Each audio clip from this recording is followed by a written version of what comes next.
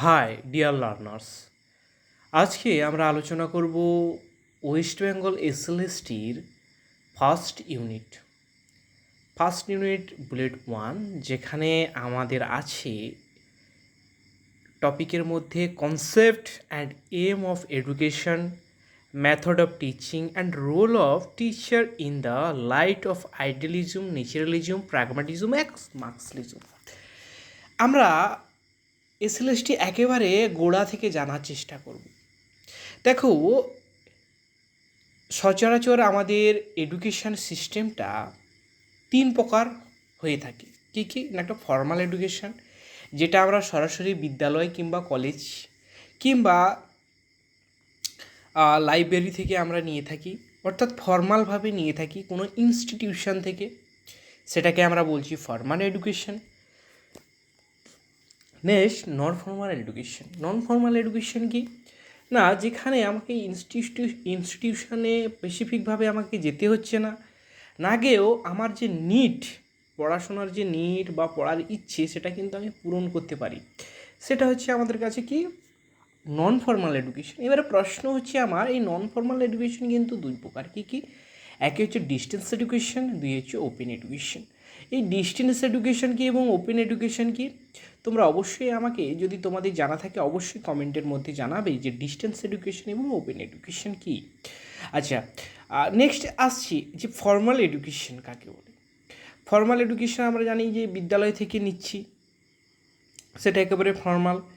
Non formal যেখানে যেতে হচ্ছে না। কিন্তু এই যে দুভাগে ভাগ করা হয়েছে, আমরা ওপেন এবং ডিস্টেন্স আমরা কথাটা ইউজ করছি, দুটো টার্ম আলাদা আলাদাভাবে ইউজ করছি, সেটার সম্বন্ধে আমাদের কিন্তু একটা স্পষ্ট ধারণা নিয়ে নিতে হবে।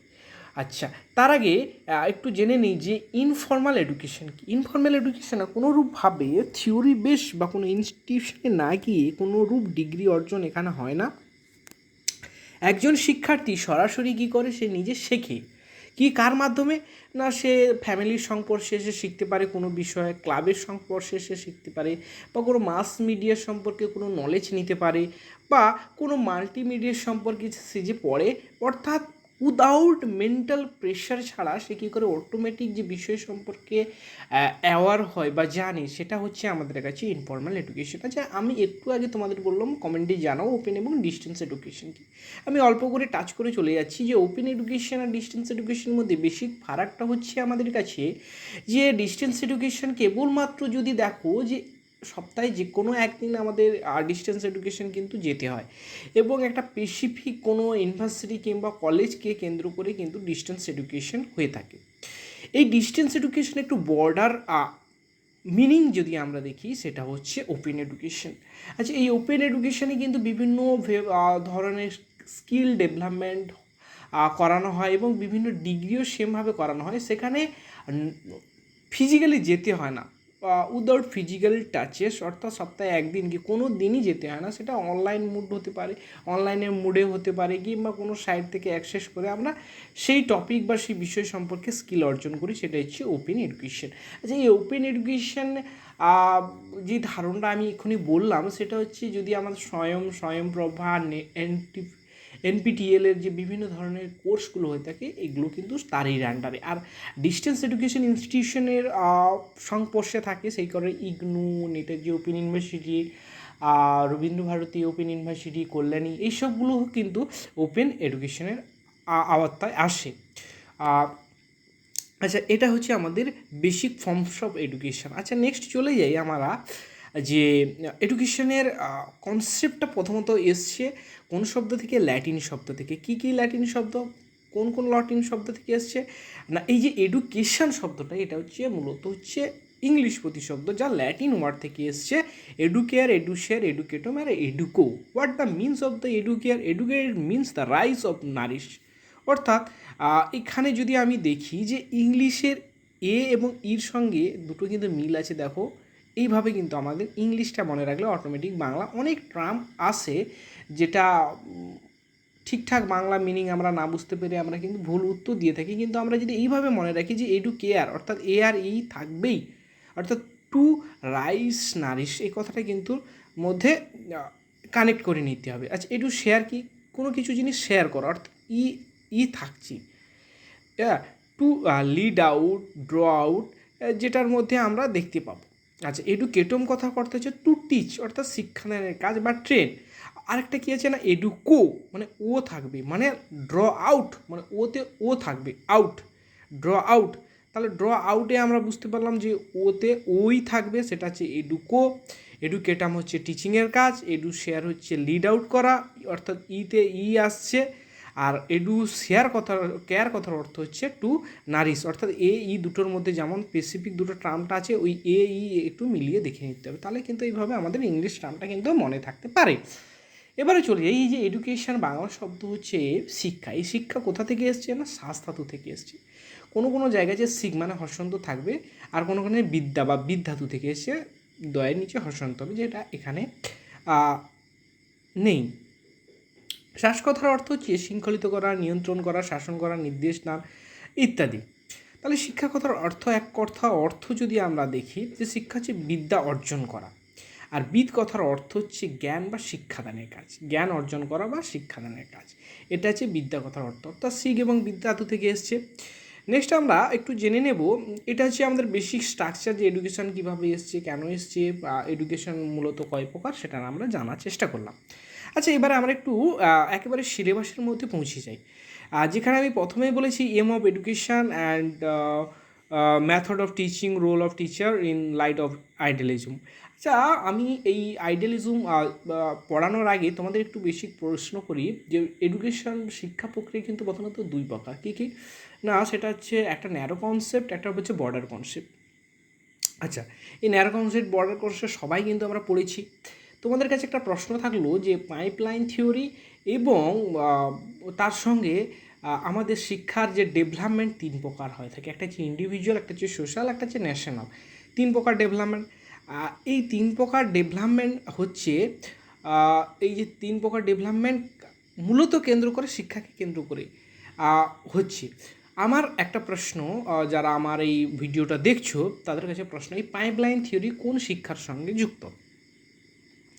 আমরা একেবারে চলে যাই যে ফিলোজফির অংশে। দেখো, এখানে যে ফিলোজফি অ্যান্ড এডুকেশান, অর্থাৎ ফিলোজফি এবং এডুকেশন হচ্ছে এমন একটা টপিক বা এমন একটা বিষয়ে একটি মুদ্রার এপিঠ এবং ওপিঠ। এই কথাটি কিন্তু যে আর রস বা মনোবিদ, শিক্ষা মনোবিদ রস কিন্তু পরিষ্কারভাবে উল্লেখ করেছেন। এবং যদি আমরা দেখি যে আমরা কেন দর্শন, শিক্ষাক্ষেত্রে দর্শনকে টেনে নিয়ে আসবো, দেখো দর্শন হচ্ছে এমন একটা বিষয়বস্তু যেটা শিক্ষার লক্ষ্য নির্ধারণ করে এবং সেই লক্ষ্য বাস্তবায়ন করতে কিন্তু সাহায্য করে। ডক্টর সর্বপল্লী রাধাকৃষ্ণান এই ভারতীয় দর্শনের যুগ কিন্তু চারটি ভাগে ভাগ করেছেন। এই চারটি যে যুগ, এখান থেকে কিন্তু এবারে SLST 2 থেকে কিন্তু প্রশ্ন দিয়েছিল। দেখো SLST 2 থেকে যে প্রশ্ন দিয়েছে, কটা যুগের কথা বলছে সর্বপল্লী রাধাকৃষ্ণন? দেখো চারটে যুগের কথা বলছে। কী কী চারটে যুগের কথা বলছে? একটা বৈদিক যুগ, মহাকাব্য যুগ, সূত্র যুগ। বৈদিক যুগ কত সাল থেকে না 1500 থেকে 600 খ্রিস্টপূর্বাব্দ। মহাকাব্য যুগ হচ্ছে 600 থেকে 200 খ্রিস্টাব্দ পর্যন্ত। আর সূত্র যুগ হচ্ছে 200 থেকে 1700 খ্রিস্টাব্দ। আর তৃতীয় নম্বর যুগ কী আছে না, ভাষ্য যুগ বা শাস্ত্রীয় যুগ নাকি পরিচিত, যেটা 1700 দিকে হচ্ছে, 1700 শতকে পর্যন্ত হচ্ছে। আমরা একটু জেনে নেব যে ভারতীয় দর্শনটা কেমন, কী রকম প্রকৃতির। দেখো, প্রথমত হচ্ছে দর্শনের যে রূপ, যে যদি আমরা দেখি তাহলে ভারতীয় দর্শনকে আমরা দুটি ভাগে দেখছি। কী কী না, একটা হচ্ছে আস্তিক দর্শন, একটা হচ্ছে নাস্তিক দর্শন। কোনো বইতে দেওয়া আছে যে আস্তিক দর্শন এবং নাস্তিক দর্শন এই হেটেরোডক্স এবং অর্থোডক্স, এবং অর্থোডক্স আর হেটেরোডক্স না দিয়ে কোনো জায়গায় বইতে আছে যে অর্থোডক্স এবং আনঅর্থোডক্স। এই অর্থোডক্স হচ্ছে আস্তিক দর্শন এবং নাস্তিক দর্শন হচ্ছে আনঅর্থোডক্স। এই অর্থোডক্স কি আমাদের কাছে, অর্থোডক্সের স্কুলের সংখ্যা হচ্ছে আমাদের কাছে 6 প্রকার দেখলাম: ন্যায়, বৈশেষিক, সাংখ্য, যোগ, মীমাংসা। এবং ন্যায়, বৈশেষিক, সাংখ্য, যোগ, মীমাংসা, এই যে পাঁচটি থেকে আবার পরবর্তীকালে মীমাংসা দর্শন কিন্তু একটু আলাদাভাবে বেরিয়েছে, যেটা বেদান্ত নামে পরিচিত, বা পূর্ব মীমাংসা বা উত্তর মীমাংসা নামে পরিচিত হয়।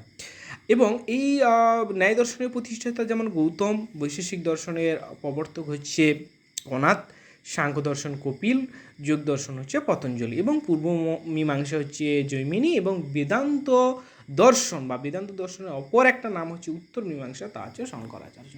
আচ্ছা, এই আস্তিক দর্শন কি আমাদের কাছে? আস্তিক দর্শন হচ্ছে যে দর্শন সম্প্রদায় সরাসরি কার উপরে নির্ভর করছে? বেদের প্রামাণ্য হিসেবে প্রামাণ্যর উপরে বিশ্বাস করে, অর্থাৎ বেদ নির্ভর যে দর্শন সম্প্রদায় সেটা হচ্ছে আমাদের কাছে আস্তিক দর্শন সম্প্রদায়।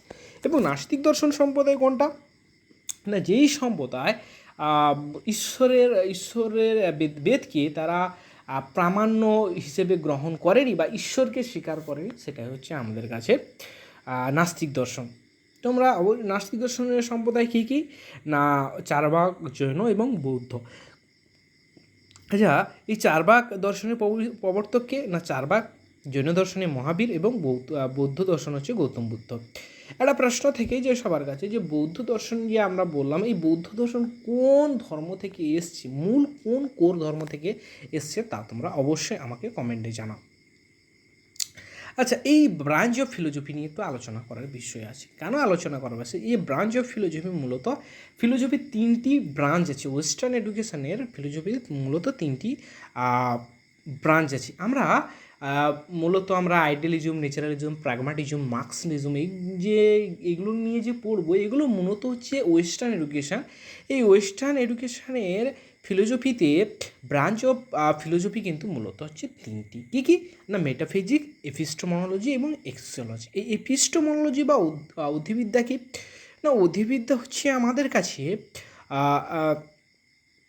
অধিবিদ্যা আলোচনা কী নিয়ে আলোচনা করে? বিষয়বস্তু না? মেটাফিজিক্স আমাদের কাছে আলোচ্য বিষয় হচ্ছে ঈশ্বর, সৃষ্টি, ব্রহ্মাণ্ড, বিশ্ব ব্রহ্মাণ্ড, এইসব নিয়ে তার কারণ নিয়ে কিন্তু আলোচনা করে এই মেটাফিজিক্স। কিন্তু এডুকেশনের ক্ষেত্রে শিক্ষার লক্ষ্য এবং উদ্দেশ্য, অর্থাৎ aim and objective of education নিয়ে কিন্তু এই এপিস্টেমোলজি বা অধিবিদ্যা নিয়ে কিন্তু আলোচনা করে এবং মেটাফিজিক্স আলোচনা করে। এবং এপিস্টেমোলজি কী নিয়ে আলোচনা করে না? এপিস্টেমোলজি আলোচনা করছে আমাদের কাছে যে কারিকুলাম অ্যান্ড টিচিং মেথড, অর্থাৎ পাঠ্যক্রম কেমন হবে, টিচিং মেথড কেমন হবে, তা নিয়ে কিন্তু এপিস্টেমোলজি আলোচনা করে। এবং এক্সিওলজি কী নিয়ে আলোচনা করে? এক্সিওলজি আলোচনা করে ডিসিপ্লিন এবং অ্যাডমিনিস্ট্রেশন, এই বিষয়টা নিয়ে কিন্তু আলোচনা করে। কিন্তু দর্শনের কোর অংশ যদি দেখি, তাহলে এটা নীতিশাস্ত্র এবং সৌন্দর্যবিদ্যা নিয়ে আলোচনা করছে এক্সিওলজি। এপিস্টেমোলজির যুক্তি তর্ক নিয়ে ইত্যাদি ক্রিটিক্যাল যে সমস্ত বিষয় আছে সেগুলো নিয়ে আলোচনা করছে।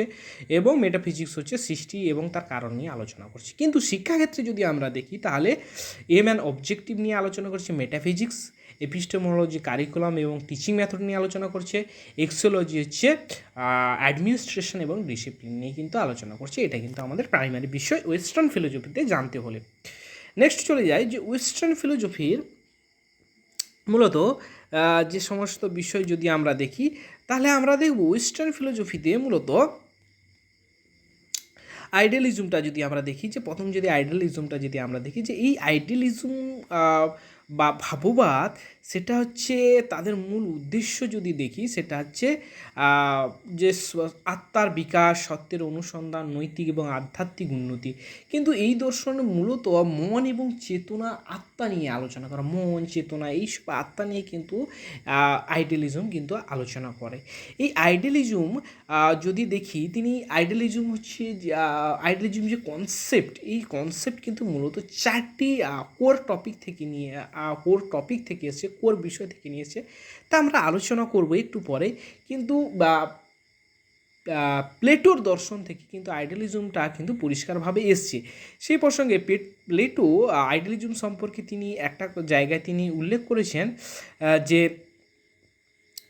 আইডিয়াস অ্যালং আর রিয়েল, অর্থাৎ যদি আমরা দেখি যে পরিবর্তন জড়জগৎ নয়, বরং চিরন্তন ভাবই প্রকৃত বাস্তবতা। অর্থাৎ তিনি চিরন্তন ভাব, অর্থাৎ এই যে ভাব দর্শনের চরম সত্য লক্ষ্য হচ্ছে আত্ম উপলব্ধি বা আত্মজ্ঞান, তারই কথা কিন্তু এখানে পরিষ্কারভাবে আসছে। তাহলে আমরা কি জানলাম? যে আইডিয়ালিজম মূলত কার উপরে নির্ভরশীল না? এই জড়জগতের বাইরে এক প্রকার জগৎ আছে, মনোজগৎ বা আধ্যাত্মিক জগৎ, সেটা নিয়ে কিন্তু আইডিয়ালিজম কিন্তু আমাদের কাছে পরিষ্কার একটা কনসেপ্ট নিয়ে চলে আসছে। সেটা কার দর্শন থেকে দেখছি না, প্লেটোর দর্শন থেকে দেখছি। প্লেটো, হেগেল, বার্কলে, এদেরকে যদি আমরা দেখি তাহলে এদের কনসেপ্ট থেকে আমরা পরিষ্কারভাবে জানবো যে এই আইডিয়ালিজম মূলত আলোচনা করছে কার নিয়ে, আধ্যাত্মিকতা নিয়ে আলোচনা করছি। অর্থাৎ চেতন বস্তু নিয়ে আলোচনা, চিন্তার বস্তু নিয়ে আলোচনা করছে, জড়জগতের বাইরের বস্তু জগৎ নিয়ে আলোচনা করছে। ভাববাদের বিভিন্ন রূপ যদি আমরা বর্তমানে দেখি তাহলে ভাববাদের বর্তমান রূপ কিন্তু মূলত তিনটি ভাগে ভাগ করা যায়, তিনটি ভাগে দেখা যায়। কি কি না, সেটা হচ্ছে প্লেটোনিক আইডিয়ালিজম, অর্থাৎ প্লেটোর দর্শন থেকে এসছে যেটা, সেটা হচ্ছে রিপাবলিক এবং ল থেকে, তার রিপাবলিক এবং ল থেকে কিন্তু আইডিয়ালিজমের ধারণা কিন্তু পরিষ্কারভাবে তিনি তার বর্ণনা করেছেন। কীভাবে বর্ণনা করেছেন, যে তিনি তার বক্তব্যে প্লেটো জানাচ্ছেন যে আইডিয়ালিজম মূলত হচ্ছে কি না, সত্য সুন্দর কল্যাণের চিরন্তন। অর্থাৎ তার আইডিয়ালিজমের মূল কথা হচ্ছে যে বাস্তব জগৎ সবসময় পরিবর্তন, তাই এটি প্রকৃত সত্য নয়। যে বাস্তব জগতে আমরা আছি বা জানি সেটা কিন্তু আমাদের কাছে সর্বদা পরিবর্তনশীল, এবং এই পরিবর্তনশীল বাইরের যে জগৎ আছে সেটা হচ্ছে আধ্যাত্মিক জগৎ, তাই নিয়ে কিন্তু বলছে। কিন্তু তার রিপাবলিক গ্রন্থতে তিনি পরিষ্কার মনোজগতের কথা কিন্তু উল্লেখ করেছেন। এবং দ্বিতীয় পর্যায়ে যদি আমরা দেখি তাহলে রিলিজিয়ান আইডিয়ালিজম। এই রিলিজিয়ান আইডিয়ালিজম কি না, রিলিজিয়ান আইডিয়ালিজম যে আইডিয়ালিজমের পরিষ্কারভাবে বলছে না, ঈশ্বর সর্বোচ্চ সত্য, মানুষের আত্মা এবং ঈশ্বরের অংশ, পার্থিব জীবন ক্ষণস্থায়ী এবং আধ্যাত্মিক জীবনও চিরস্থায়ী। অর্থাৎ ঈশ্বর এবং আত্মা নিয়ে পরিষ্কারভাবে রিলিজিয়ান আইডিয়ালিজম কিন্তু বিলিভ করছে। কার উপর না, মানুষের আত্মা ঈশ্বরের অংশ, অর্থাৎ মানব শরীরে যে আত্মা, সেই আত্মা হচ্ছে ঈশ্বরের অংশ। এবং সেই প্রসঙ্গে এই রিলিজিয়ান আইডিয়ালিজমের একটা অংশ জানাতে গিয়ে সেন্ট আগাস্টিন বলে একজন ব্যক্তি আছে, তিনি এই মানুষের জগৎকে কিন্তু দুই ভাগে তিনি দেখিয়েছেন। কি কি, একটা হচ্ছে ওয়ার্ল্ড অফ গড আর একটা হচ্ছে ওয়ার্ল্ড অফ ম্যান, অর্থাৎ মানুষের জগৎ একটা ঈশ্বরের জগৎ। সেন্ট আগাস্টিন কিন্তু এই দুই ভাগে ভাগ করে তিনি দেখাচ্ছেন যে জগৎ দুই প্রকার, একটা হচ্ছে মানুষের জগৎ, একটা হচ্ছে ঈশ্বরের জগৎ। নেক্সট আমরা চলে যাই মডার্ন আইডিয়ালিজম। এই মডার্ন আইডিয়ালিজমের ফাউন্ডার বা প্রবর্তককে রেনে ডেকার্ত, জর্জ ব্রাকলি, ইমান কান্ট, হেগেল, এরা হচ্ছে মূলত মডার্ন আইডিয়ালিজমের অংশ। মডার্ন আইডিয়ালিজম নিয়ে আলোচনা করে। এদের মূল বক্তব্য কি না, মানুষের মনই জ্ঞানের কেন্দ্র, যুক্তির মাধ্যমে সত্য উপলব্ধি করা যায়, অর্থাৎ আত্মচেতনা এবং যুক্তির মাধ্যমে কিন্তু সত্য উপলব্ধি করা যায়, বিজ্ঞান এবং আধ্যাত্মিকতার সমন্বয় করা উচিত। এবং আমি একটু আগে বলেছিলাম যে এই আইডিয়ালিজমের কোর কনসেপ্টটা এসছে কোথা থেকে না, চারটি অংশ থেকে। কী কী, সাবজেক্টিভ, অ্যাবসোলিউটলি আইডিয়ালিজম, অবজেক্টিভ এবং ফিনোমিনা আইডিয়ালিজম। এই ভাববাদ, আত্মবাদী ভাববাদ, পরম ভাববাদ, বস্তুনিষ্ঠ ভাববাদ এবং বিষয়কেন্দ্রিক যে ভাববাদ, এই ফাউন্ডার কে আছে এবং মূল কনসেপ্ট নিয়ে কী নিয়ে আলোচনা করা হয়েছে না, আত্মবাদী ভাববাদ হচ্ছে দার্শনিক বার্কলে তার অস্তিত্বের কথা বলা হয়েছে। বার্কলে কি বলছে, এই সাবজেক্টিভ আইডিয়ালিজমে কি বলছে, মনের অস্তিত্ব কথা বলা হয়েছে। এর ফাউন্ডার কে না বার্কলে। এবং পরম ভাববাদ বা অ্যাবসোলিউটলি আইডিয়ালিজম নিয়ে কী নিয়ে আলোচনা করছে, ফিটকে এবং হেগেল কী নিয়ে করছে, আত্মাই হলো প্রকৃত পরম সত্তা, আত্মাই হলো প্রকৃত পরম সত্তা। অর্থাৎ ফিটকে এবং হেগেল পরিষ্কারভাবে কিন্তু জানিয়েছে। এবং বস্তুনিষ্ঠ ভাববাদ বা অবজেক্টিভ আইডিয়ালিজম, সেটা হচ্ছে দার্শনিক প্লেটোর, ঈশ্বর একমাত্র সর্বশক্তিবান, তা কিন্তু এখানে পরিষ্কারভাবে তিনি জানাচ্ছেন। এবং বিষয়কেন্দ্রিক ভাববাদ বা ফেনোমেনাল আইডিয়ালিজম, সেটা হচ্ছে কান্ট, বিশ্বই একমাত্র সত্য, তিনি কিন্তু এখানে পরিষ্কারভাবে তা জানাচ্ছেন। আচ্ছা, আরেকটু আমরা জেনে নিই যে এই চারটি কোর দর্শন থেকে কিন্তু কনসেপ্ট থেকে কিন্তু আইডিয়ালিজমের একটা পরিষ্কার ধারণা পাওয়া যায়, বা আইডিয়ালিজমের এই কনসেপ্টে কিন্তু আসে। মেন ফিলোসফিক্যাল আইডিয়া যদি দেখি, ভাববাদের মেন ফিলোসফিক্যাল আইডিয়া, সেটা হচ্ছে আত্মাই প্রকৃত বাস্তবতা। অর্থাৎ ভাববাদীদের মতে আত্মা, মন ও চেতনা চিরন্তন। ভৌত জগৎ পরিবর্তনশীল, অর্থাৎ মনোজগৎ যেটা সেটা পরিবর্তনশীল নয়, ভৌত জগৎ যেটা আমরা সরাসরি পর্যবেক্ষণ করছি সেটাই কিন্তু আমাদের কাছে পরিবর্তনশীল। এবং জ্ঞান লাভের উপায় হিসেবে ভাববাদ বলেন যে জ্ঞান লাভ হয় কীভাবে, কেমনভাবে না, জ্ঞান লাভ হয় আমাদের অন্তর্দৃষ্টির মাধ্যমে, যুক্তির মাধ্যমে, চিন্তনের মাধ্যমে, এর মাধ্যমে কিন্তু এই তিনটে বিষয়ের উপরে নির্ভর করে কিন্তু আমাদের জ্ঞান হয়। কার উপরে না, অন্তর্দৃষ্টি, যুক্তি এবং চিন্তনের উপরে নির্ভর করে। এরপরে তিনটি চিরন্তন মূল্যবোধের কথা, অর্থাৎ ভ্যালুর কথা বলে। কী কী না, ট্রুথ, বিউটি এবং গুডনেস, অর্থাৎ সত্য, সুন্দর এবং কল্যাণ, এই তিনটের উপরে কিন্তু গুরুত্ব আরোপ করে। এবং এই তিনটের উপর বেশ করে শিক্ষা পদ্ধতি কেমন হওয়া উচিত এবং এই তিনটে বিষয়ের টপিক কেমন হওয়া উচিত তা নিয়ে কিন্তু আলোচনা করেন আইডিয়ালিজম। এবং এরপরে দেখব যে শিক্ষা নিয়ে আইডিয়ালিজমের মূল কোর বৈশিষ্ট্য কী বলতে চাইছে না, শিক্ষা জায়গাটা তিনি পরিষ্কারভাবে বলতে গিয়ে দেখাচ্ছেন যে education is the process of self realisation, অর্থাৎ এডুকেশনটা কি এমন একটা প্রক্রিয়া যেখানে মানুষের সেলফ রিয়েলাইজেশন হচ্ছে, অর্থাৎ আত্ম উপলব্ধির প্রক্রিয়া হচ্ছে। শিক্ষা এমন হওয়া উচিত যেখানে একজন শিক্ষার্থী তার মনের ভিতরে যে অংশ, মনোজগৎ আছে সেটাকে সে জানতে পারবে, সেটাকে পরিষ্কারভাবে বলছে। এম অফ এডুকেশানে তিনি বলেন যে শিক্ষার লক্ষ্য কী হওয়া উচিত না, শিক্ষার লক্ষ্য হচ্ছে সেলফ রিয়েলাইজেশান, অর্থাৎ লক্ষ্য শিক্ষার্থী নিজের সম্পর্কে জানবে। দ্বিতীয় হচ্ছে মানব ব্যক্তিত্বের বিকাশ, অর্থাৎ মানব ব্যক্তিত্বের যে বিকাশ সেটা হচ্ছে শারীরিক, মানসিক, বৌদ্ধিক, আধ্যাত্মিক, নৈতিক ইত্যাদি বিকাশের কথা কিন্তু পরিষ্কারভাবে বলছে। নৈতিক চরিত্র গঠন, যুক্তিবোধের বিকাশ, সাংস্কৃতিক ঐতিহ্যের সংরক্ষণ, সত্য, সুন্দর এবং কল্যাণের চর্চা, অর্থাৎ মানুষের নৈতিক আচরণ ঠিক রাখার জন্য বা নৈতিক বিকাশের জন্য ট্রুথ, বিউটি এবং গুডনেসের কথা তিনি পরিষ্কারভাবে জানাচ্ছেন। এরপরে চলে যাই যে ভাববাদী যে পাঠ্যক্রমের মূল বিষয়বস্তু কিন্তু তিনটি বিষয়কে কেন্দ্র করে হবে, কি না, ট্রুথ, বিউটি এবং গুডনেস। এই ট্রুথ যেটা বা সত্য, যেটা সত্যর বিষয় বা সাবজেক্ট কি থাকবে সেটা হচ্ছে ভাষা, সাহিত্য, বিজ্ঞান, সমাজবিজ্ঞান ইত্যাদি বিষয় কিন্তু ট্রুথের বিষয় থাকবে। এবং গুডনেস কী কী থাকবে না, নীতিশাস্ত্র, ধর্ম, দর্শন ইত্যাদি কিন্তু আলোচনা করবে। এবং বিউটির বিষয়বস্তু কী থাকবে না, সঙ্গীত, শিল্প, কবিতা, চিত্রকলা ইত্যাদি কিন্তু বিউটির তে থাকবে। এরপরে আমরা দেখব যে এই পাঠ্যক্রম সম্পর্কে ট্রুথ, বিউটি এবং গুডনেসের কথা বললেও কিন্তু মানুষের যে মূল্যবোধ কিন্তু 4 ধরনের মূল্যবোধের উপরে কিন্তু তিনি গুরুত্ব দিয়েছেন। কি না, পাঠ্যক্রমে যাতে এই 4টি প্রকার মূল্যবোধের বিকাশ ঘটে তার উপরে কিন্তু গুরুত্ব আরোপ করছে। কী কী না, ইন্টেলেকচুয়াল, ফিজিক্যাল, মোরাল এবং অ্যাস্থেটিক। এছাড়াও মানুষে 3 প্রকার চাহিদার কথা কিন্তু পরিষ্কারভাবে উল্লেখ করেছেন। কি, জ্ঞানের চাহিদা, ভক্তির চাহিদা, সক্রিয়তার চাহিদা। এই 3টি চাহিদার উপরে কিন্তু গুরুত্বপূর্ণ ভূমিকা পালন করে।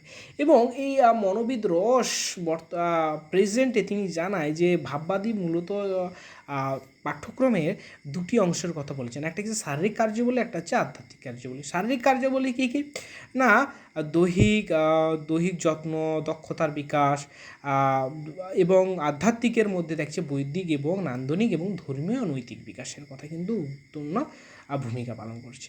এরপরে চলে যায় শিখন পদ্ধতি হিসেবে, অর্থাৎ শিখন পদ্ধতি কোন পদ্ধতির উপরে বেশ করে শিক্ষার্থীদের শিক্ষা দেওয়া যায়।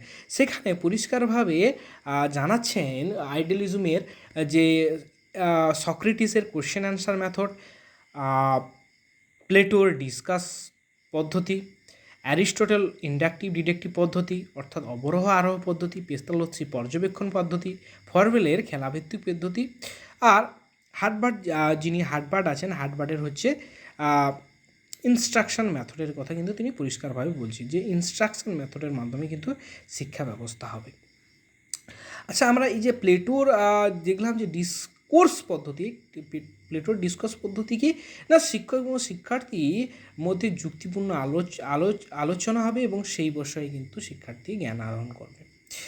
এবং আমরা যদি আইডিয়ালিজমের শিক্ষার্থীর সম্পর্কে ধারণা গঠন করি তাহলে আইডিয়ালিজমের মতে শিক্ষার্থী এমন হওয়া উচিত ভাববাদী অনুযায়ী যে শিক্ষার্থী একটি আধ্যাত্মিক সত্তা, তার মধ্যে অসীম সম্ভাবনা আছে, তার বিকাশ ঘটানো হচ্ছে একমাত্র লক্ষ্য। শিক্ষক কেমন হওয়া উচিত? না ফ্রেন্ড, ফিলোজফার এবং গাইড।